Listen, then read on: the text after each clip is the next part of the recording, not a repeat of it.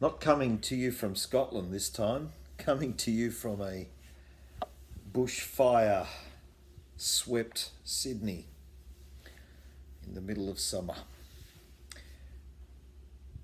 When Jesus fed the 4,000, he confused the disciples with a statement he made. And he was actually quite perturbed about their lack of understanding. And it's something that in our hour that we find ourselves in, that we really need to hear what Jesus is saying, because it's a warning, and it's a warning that will protect us. When he fed the 4,000, he said, "Beware of the leaven of the Pharisees and the leaven of Herod." And when the disciples heard that, they said, "Oh, is it because we forgot the bread?" Because leaven is what you put in dough, and the dough rises so that you put it in, so you can put it in the oven and make bread. And leaven just starts out as a very fine seed, but it to use Bible language, leavens the whole lump, and the lump grows, and then you can make bread out of it.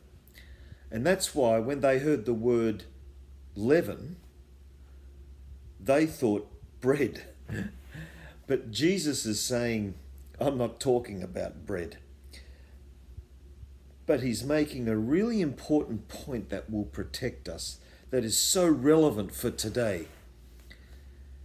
He said, when you took up the baskets full, when the people were fed, how many baskets were there? And they said 7 basket loads of bread. By the way, that word basket really means large basket. There were 7 large basket loads of bread left over. And this is what Jesus was getting at, that the leaven of the Pharisees and the leaven of Herod starts small but explodes into something bigger than itself, and to be very careful of what it produces. So what is the leaven of the Pharisees? The leaven of the Pharisees, in a nutshell, is salvation by works. It's salvation by what you do. It's salvation by law keeping. It's salvation by keeping traditions. It is the exact opposite to salvation by faith. It's the exact opposite to righteousness by faith. It is the leaven of the Pharisees has nothing to do with the grace of God.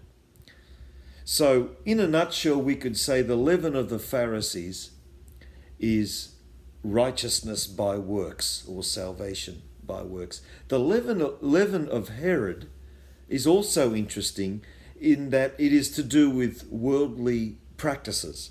So things like philosophy, escapism, materialism, the pursuit of pleasure as an end in itself, all those things is the leaven of Herod. And Jesus said, beware of both those things. See, when you allow those things into your heart, into your mind, they grow gradually into something bigger than itself and take you out of kingdom living. And I think in this day and age where we have so much available to us to fulfill the flesh, to satisfy the flesh, to tickle the ear, in an era where all this abounds, and at the press of a button sometimes, in an era like that, we need to really listen to the warning of Jesus himself. Why? Because if we take on the leaven of the Pharisees, the leaven of Herod, they will take you out of the life of Christ. They will take you out of kingdom living. I think is it in Colossians 2:10 it says, or somewhere around there, it says not to take on the philosophies of men, etc. Anything not according to Christ. I like that phrase. Anything not according to Christ. So there's a warning from Jesus in our era. It is so relevant. He said it 2,000 years ago, but it is so relevant to us today. Beware of the leaven of the Pharisees and the leaven of Herod.